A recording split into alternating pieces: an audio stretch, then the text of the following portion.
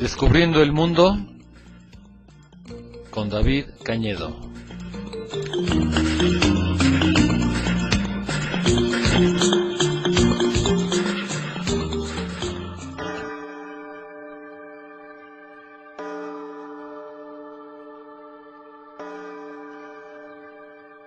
Hola, ¿qué tal? Aquí estamos como todos los miércoles o casi todos los miércoles. De repente tenemos que salir fuera y en estas ocasiones le dejamos encargado aquí a Pepe que ponga alguno de los programas de archivo. Ya llevamos aquí 2 años con estos programas y algunos de estos programas los tenemos en archivo y de repente toca ponerlos de nuevo.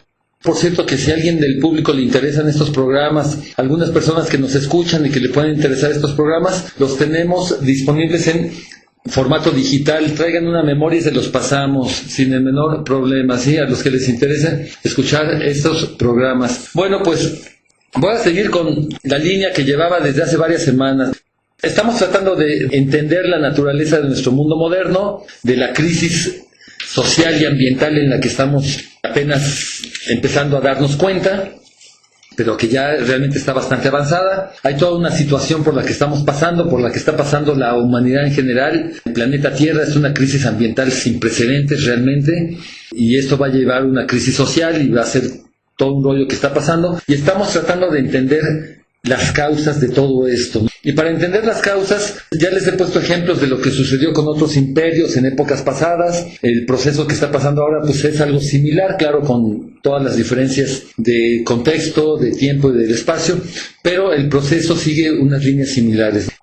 Y pues ya enfocándome a la historia, ¿se acuerdan que les puse ejemplos del Imperio Español, el Imperio Británico? Y ahorita les he estado hablando en las últimas sesiones de lo mucho que se transformó nuestro mundo a partir de la llamada Revolución Industrial, ¿sí? Entonces, para resumir rápidamente, les voy a repetir, pues este proceso de revolución industrial, de repente resulta que se empiezan a hacer fábricas por todos lados. Hace 200 y tantos años, 250 años, cuando empezó esta revolución industrial, pues al principio era una fábrica, después fueron 2, después fueron 5, después 20, después cientos de fábricas, y ahorita son millones de fábricas que hay por todos lados. Ahorita vivimos realmente en la época de la mecanización, las máquinas. Bueno, pues esto trajo consigo, de hecho fue una retroalimentación entre este sistema de producción masiva y el sistema capitalista que lo fue acompañando. Este sistema capitalista que insiste en que hay que acumular y acumular y acumular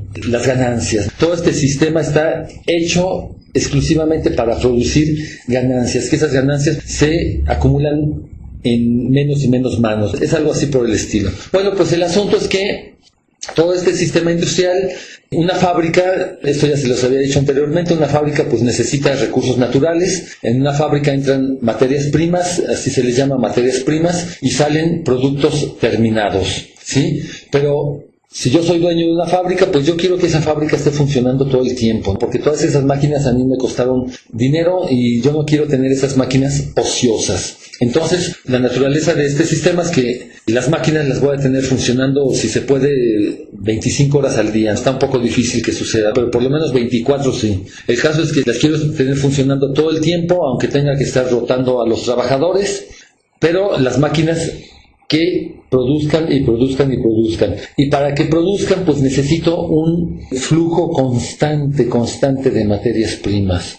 Se produzca lo que se produzca. Esta fábrica puede ser de ropa, pueden ser telares, pueden ser licuadoras, pueden ser televisores, pueden ser automóviles, puede ser lo que uno quiera, pero se necesita un flujo constante de materias primas, las que se necesiten, ¿sí? Y esas materias primas pueden venir de cualquier parte del mundo. Actualmente, con este proceso que se llama globalización, una licuadora, por ejemplo, puede tener partes que vienen de cualquier parte del mundo, ¿sí? Por ejemplo, una licuadora tiene unas ciertas bobinas que son de cobre. Uno cuando abre la máquina, pues se va a notar ahí que tiene todo un embobinado de cobre. Ese cobre puede venir de alguna mina en Chile. por decir algo, ¿no? Porque resulta que en Chile es uno de los principales productores de cobre en el mundo. Lo que es la caja es de plástico, pues el plástico es un subproducto del petróleo. Ese petróleo podemos suponer, este es un ejemplo, podemos suponer que lo sacaron en Irak, pero después lo convirtieron en plástico en una industria petroquímica que está en Luisiana, por decir algo, o que está en Taiwán,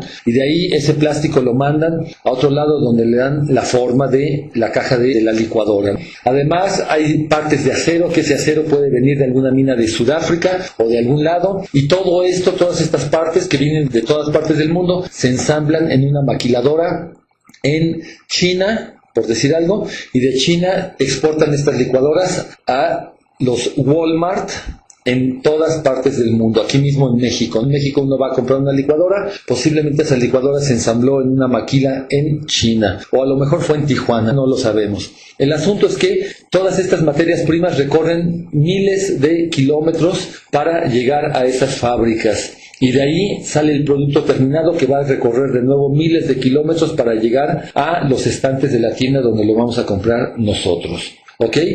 Entonces, en la fábrica se necesitan materia prima todo el tiempo, materias primas, y salen los productos terminados. Van a salir cada día en una fábrica de televisiones, por ejemplo, van a salir cientos de televisores terminados que se necesitan vender, ¿sí? Porque una fábrica está produciendo productos que no los quieren tener ahí en los estantes, ¿verdad? Se necesitan vender, y es cuando se crean los llamados mercados, que de esto ya también hablé en algún programa anterior. Entonces, todos los países están buscando mercados, y para procurarse esos mercados, pues hay toda clase de tratados llamados de libre comercio, o tratados de lo que sea, que eso de libre no tiene nada, lo único que tienen de libre es que el dinero se puede mover, los trabajadores no, ¿sí? El asunto es que es todo un sistema diseñado para que, a fin de cuentas, ¿no?, de que el capital se concentre en cada vez menos manos. Entonces, la naturaleza de este sistema yo la podría definir en una frase. Vamos a ver qué les parece a ustedes. Todo nuestro sistema industrial, nuestro sistema capitalista, nuestro sistema de producción masiva, pues es un sistema en el que se explotan los recursos naturales, en el que se explota por explotar los recursos naturales, y a la gente también, bueno, de paso, pero es explotar los recursos naturales por explotarlos. En cualquier lado donde se sepa que hay algún recurso natural, ahí están todas las compañías extractivas ahí buscando a ver qué beneficio obtienen. Entonces se trata de explotar por explotar para producir por producir, ¿sí? Producir por producir, ¿por qué? Porque yo no quiero tener mi fábrica ociosa, yo no quiero tener esa maquinaria ahí nada más guardando polvo, ¿no? Yo quiero que produzca, y que produzca lo más posible, aunque en el momento que lo estoy produciendo todavía no sepa ni a quién se lo voy a vender, pero el asunto es producir por producir, para consumir por consumir, porque resulta que vivimos en una sociedad de consumo en el que se nos ha programado desde niños, yo creo que desde que somos bebés, con el bombardeo constante de la publicidad en la televisión y en todos lados, se nos acondiciona para consumir lo que sea.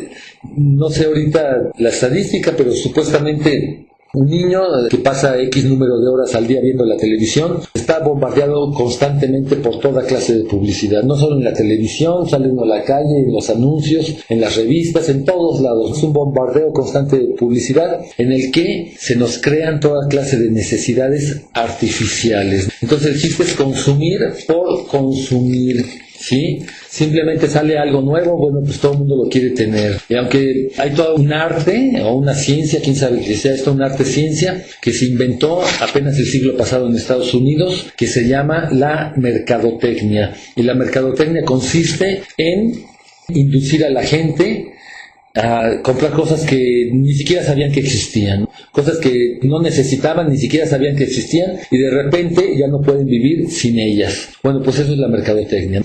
Entonces se trata de consumir por consumir, este es el sistema, ¿verdad?, para acumular por acumular, ¿ok?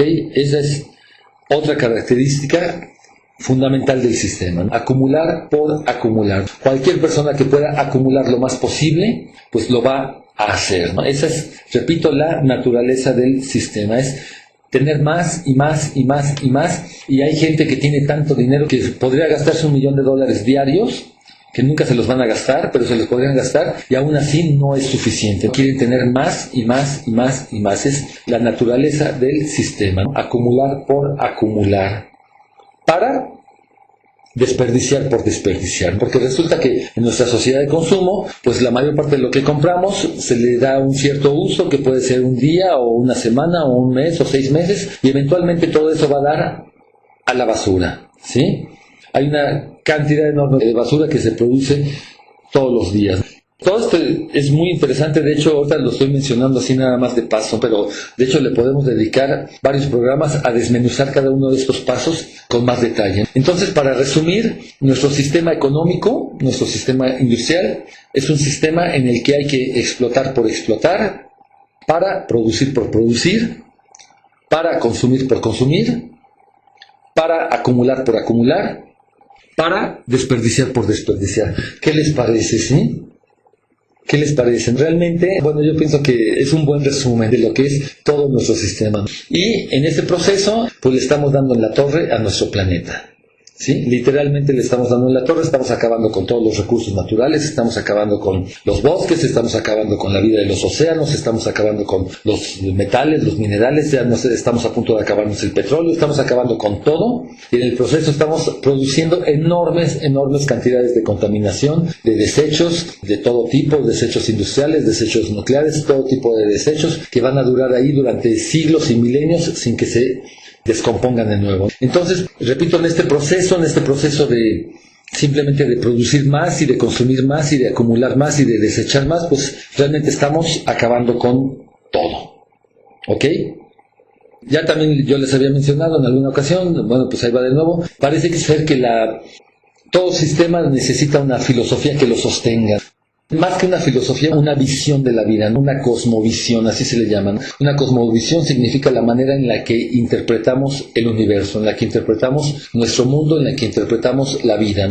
Y la cosmovisión de nuestro sistema económico, de nuestro sistema político, nuestro sistema social, del sistema industrial en el que vivimos, la cosmovisión es esa idea del progreso indefinido. Pensamos que el objetivo de la vida es seguir progresando, lo que sea que eso signifique, ¿no? Esa palabra progreso, pues a fin de cuentas puede significar lo que uno quiera. Pero se supone que tenemos que seguir progresando, teniendo más y más cosas y progresar, y pensamos que este proceso puede seguir hasta el infinito. ¿Sí? Hasta el infinito. Cuando en realidad, ya a estas alturas del partido, el planeta, como ya también se los he dicho en varias ocasiones, el planeta pues ya nos quedó chiquito, ¿sí? Ya no hay lugar del planeta donde no se note el impacto de nuestra especie, ¿sí? Y pues ese mito del progreso, en algún momento dado quizás nos despertemos y nos vamos a dar cuenta que todo fue un sueño guajiro, ¿sí? A lo mejor nos vamos a dar cuenta y el momento en el que nos demos cuenta quizás no sea demasiado agradable. Va a ser un encontronazo con la realidad, ¿sí? Que nos espera en algún momento a lo largo del camino. ¿Ok? Bueno, pues vamos a hacer una pequeña pausa. Todo esto es muy interesante. Claro, se necesita realmente reflexionar sobre esto para entenderlo, porque normalmente no pensamos en esto, ¿no? Normalmente ni siquiera nos pasa por la cabeza, pero una vez que lo vemos así fríamente, realmente es bastante lógico. Entonces vamos a hacer una pequeña pausa, les voy a poner una canción. Fíjense ustedes que cuando los europeos fueron a África, se repartieron África, ahorita les voy a hablar de esto después de esta pausa, sacaron a millones de personas, a los negros se los llevaron a trabajar como esclavos a toda América, a todos los países de América, desde el extremo norte hasta el extremo sur. Claro, hubo países que tuvieron más flujo de estos inmigrantes, que se los llevaban como esclavos. Estados Unidos fue uno de esos países. No fue el único, también estuvo Brasil, también estuvo Cuba, también estuvo todos los países del Caribe, México también, aquí llegaron, en todos lados. Mano de obra que necesitaban estos colonialistas porque habían acabado con las poblaciones locales y necesitaban mano de obra prácticamente gratis. Bueno, había que pagar, había que darles de comer. Lamentablemente estas personas también comían. Esta canción que vamos a escuchar es de los negros de Estados Unidos, de los cuales ya les he puesto algunas canciones anteriormente. Los negros trajeron toda clase de ritmos a América. La mayor parte de los ritmos que conocemos aquí en América tienen influencia africana, ¿no? Mayor o menor grado. En Estados Unidos hay un tipo de música que se llama el blues. El blues, que realmente es el alma de los negros, ¿no? De los negros que cantaban cuando estaban esclavizados y pues todo su rollo lo sacaban para afuera por medio de la música. Vamos a escuchar esta canción de los negros de Norteamérica.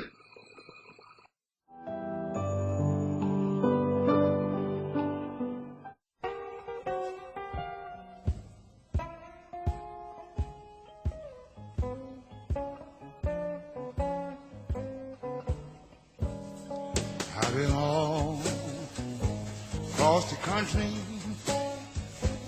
I played the blues in every town. I've been looking for my baby. Nobody's seen brownest woman around. Well, if I don't find my baby, people, you know where I am bound. I had a talk with the river, and the river spoke back to me. Said, Brownie, you looking lonesome, full of misery.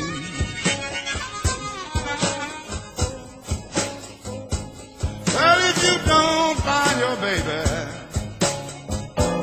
come spend your life with me. Let me tell you something now. I don't wanna leave her. I know the woman I'm in love with, she's still alive. Someday I'm gonna find her, gonna take her for a ride.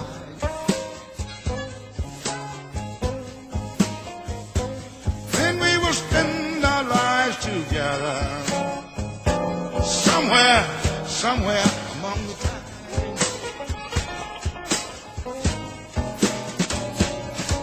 I don't wanna leave her. I know the woman I'm in love with, she's still alive. Someday I'm gonna find her, gonna take her for a ride.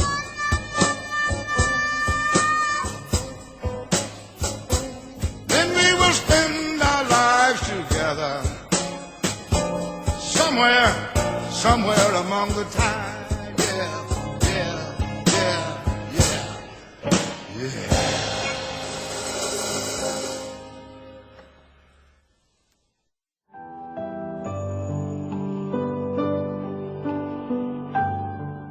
Bueno, pues miren ustedes que esta revolución industrial que empezó a mediados del siglo XVIII, por 1750 por ahí en adelante, en 100 años pues ya fue creciendo cada vez más. Las necesidades de toda esta industria fueron cada vez mayores, cada vez necesitaban más materias primas, como les estaba yo diciendo, y las potencias europeas, ya ven ustedes que Europa y Estados Unidos fueron los que empezaron con todo este proceso. Bueno, pues Estados Unidos era un país muy grande que realmente les llevó tiempo todavía lo estaban conquistando, y para la cantidad de recursos que tenían, al principio no tenían necesidad de irse a meter a otros lados. Pero en Europa, en algún momento, pues el continente no es tan grande, sobre todo tomando en cuenta la cantidad de países que hay ahí y la cantidad de población que hay en Europa. Y en algún momento Europa pues de plano les quedó chiquito, ¿no? Entonces los europeos se lanzaron a todo el mundo a conquistar todo lo que pudieron, a tener colonias por todos lados. Esa fue la naturaleza del colonialismo europeo. Y este colonialismo, a partir de 1800 en adelante, de 1800 a 1950, fue la época máxima del colonialismo europeo. Entonces, ellos necesitaban recursos, toda clase de recursos, de materias primas, y pues no les importaba dónde ir a obtenerlos. El chiste es que el planeta estaba ahí a su disposición. ¿sí? Se sentían ellos los dueños del planeta. Entonces, en algún momento, pues sí, los ingleses fueron los que empezaron con todo este asunto. Bueno, no fueron los que empezaron, ya ven ustedes, los españoles ya se habían venido a conquistar toda América, pero los ingleses, ahí fue donde empezó la revolución industrial, y en algún momento se fueron a meter a India, conquistaron toda India. No solo India, los holandeses también conquistaron Indonesia, y el asunto es que en un momento empezaron a colonizar también el continente africano. África, que es pues bastante grande, y de repente lo empezaron a codiciar. Todas estas potencias europeas empezaron a codiciar África. Y se empezaron a meter ahí donde nadie los había llamado, nadie realmente los había llamado, pero pues a esto no les importaba, ¿no? Estos de todas maneras van y se meten, ¿ok? Y en algún momento era como que arca abierta, ¿no? Todo el continente africano era una enorme arca abierta. Y lo único que tenían que hacer era dividírsela entre ellos. Varios de los países e imperios europeos ya tenían una presencia en África, pero querían más. Y precisamente para evitar conflictos entre ellos, decidieron celebrar una conferencia que se realizó en la ciudad de Berlín, Alemania, entre noviembre de 1884 y febrero de 1885. Y en esa conferencia se dividieron África como si fuera un pastel. Realmente así fue. A esta conferencia no se invitó a ningún representante africano, se les ignoró por completo. A los europeos, que tenían y siguen teniendo un insufrible complejo de superioridad, lo que pensaran los africanos les tenía completamente sin cuidado. Estas divisiones que hicieron los países europeos de los territorios africanos eran completamente artificiales. En el mapa se ponían a trazar rayas en el desierto, o donde fuera. De aquí para allá es tuyo, de allí para acá es mío, sin tomar en cuenta en lo más mínimo a los pueblos que ahí vivían. Hubo muchos casos de pueblos que quedaron divididos en 2 o 3 países distintos, como por ejemplo los tuaregs del desierto del Sahara, para los que nunca ha habido fronteras. Ellos tienen todo el desierto a su disposición y de repente les dicen que su territorio ancestral quedó dividido en 3 o 4 países distintos. Y así por el estilo. Estas divisiones artificiales han creado toda clase de problemas cuyas secuelas se siguen sufriendo hasta la fecha. Gran Bretaña, que era el gran imperio marítimo en aquel entonces, se sirvió con la cuchara grande. Se quedó con los territorios que actualmente son Egipto, Sudán, Kenia, Uganda, parte de Somalia, Zimbabue, Zambia, Botswana, Sudáfrica, Gambia, Sierra Leona, Nigeria, Ghana y Malawi. Controlaban casi la mitad del continente. Los británicos dijeron, esto es nuestro, y ahí se quedaron. A Francia no le fue tan mal tampoco. Los franceses se quedaron con los territorios de Argelia, Túnez, Marruecos, Mauritania, Senegal, parte de Sudán, Guinea, parte de Camerún, Costa de Marfil, Níger, Alto Volta, que actualmente se conoce como Burkina Faso, y Dahomey, que actualmente es el país de Benín. Nada más entre Francia e Inglaterra se quedaron, yo creo que casi con las 3/4 partes del continente. Los demás países se tuvieron que conformar con el resto. Bélgica, por ejemplo, se quedó con el Congo. El Congo es un país enorme, de más de 2 millones de kilómetros cuadrados, y le pertenecía a Bélgica, aunque en realidad ni siquiera le pertenecía al país de Bélgica, sino que era la propiedad personal del rey Leopoldo II, que era el rey de Bélgica en ese entonces. El Congo era su propiedad privada y podía hacer con él lo que quisiera. Y así lo hicieron, ¿no? Lo explotaron todo lo que pudieron. Italia se tuvo que conformar nada más con Libia, Eritrea y parte de Somalia. España se quedó con el Sahara español y con los enclaves de Ceuta y Melilla que están en el territorio de Marruecos, y también con la Guinea española. A Alemania no le fue tan mal. Se quedó con una parte de Camerún, la otra parte se la quedó Francia. Se quedó con lo que actualmente es Burundi, Ruanda y Tanzania, así como con Namibia en el sur de África y con Togo. O sea que tenía colonias repartidas por todos lados. Todo eso fueron las colonias de Alemania. Portugal, que ya tenía una presencia en el continente africano desde el tiempo de las exploraciones en el siglo XV y XVI, retuvo sus antiguas colonias de Angola, Cabo Verde, Guinea-Bissau, Sao Tomé y Mozambique. Básicamente fueron esos países los que se dividieron África. Entonces fue principalmente Gran Bretaña, seguido por Francia, Alemania, Bélgica, Italia, España y Portugal. Entre esos países se dividieron el pastel. El único país no europeo que también agarró una tajadita fue Estados Unidos. Estados Unidos, que qué tiene que ver ahí, ¿no? Está en otro continente, pero pues también quería tener su propio enclave y se quedó con el territorio de Liberia. Liberia fue un país creado artificialmente, así de la nada. Simplemente dijeron, aquí vamos a crear un país, y crearon ese país de Liberia, nada más para que Estados Unidos lo pudiera controlar.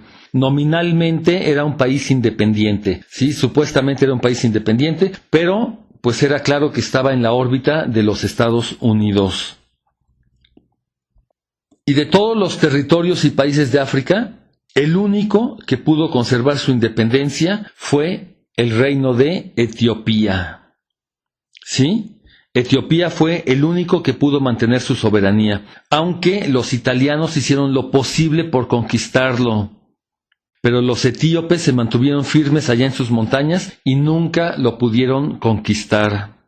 Todo el resto de África se quedó firmemente bajo el control de Europa durante casi 100 años, que lo explotaron hasta donde pudieron. Porque a eso era a lo que iban. A sacar la mayor cantidad de recursos y de riqueza posible y llevársela a sus países de origen. Todas estas divisiones, pues también provocaron toda clase de conflictos eventualmente. Al principio, todo mundo parecía estar muy contento con lo que le había tocado. Sí, si se dividen el pastel, pues a cada quien le toca lo que le toca. Todo el mundo al principio estaba muy contento, pero muy rápidamente empezaron a surgir problemas e inconformidades. Y se empezaron a pelear un territorio por aquí, otro por allá, y todas esas potencias europeas que cada vez necesitaban más recursos y materias primas y que necesitaban mercados para sus productos, pues eventualmente empezaron a surgir conflictos y tensiones entre estas potencias que finalmente vinieron a cuajar en la Primera Guerra Mundial. ¿Sí? Y de esto, pues ya les hablaré en otra ocasión. Por el momento, vamos a dejarlo ahí y los voy a dejar con otra canción. Esta canción también es de los Negros de Norteamérica. África tuvo una enorme influencia en la música y en los ritmos de toda América, de América Latina y también de Estados Unidos. En Estados Unidos no solo fue el blues o el jazz, sino que esas formas musicales finalmente vinieron a desembocar en lo que llamamos el rock and roll. El rock and roll, a partir de los años 40 y 50, vino a revolucionar la música popular de Estados Unidos y de ahí se exportó al resto del mundo. Vamos a escuchar esta canción del rock and roll, que es un producto de los Negros de Norteamérica. Esta canción en su momento fue un hit, un gran éxito en los años 50 más o menos. Y pues yo los dejo, este fue su programa Descubriendo el Mundo y nos estamos escuchando la semana próxima.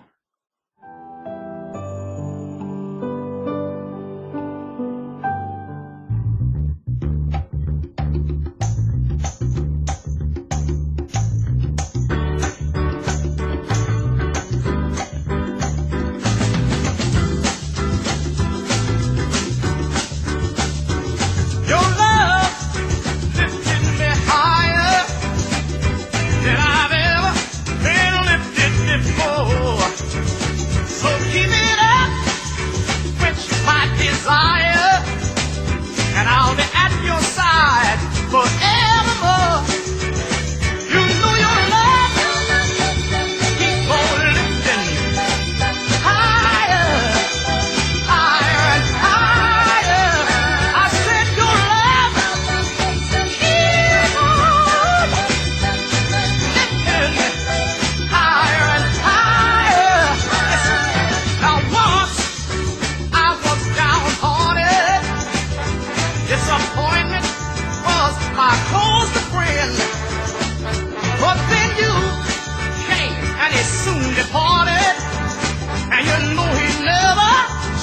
his face again.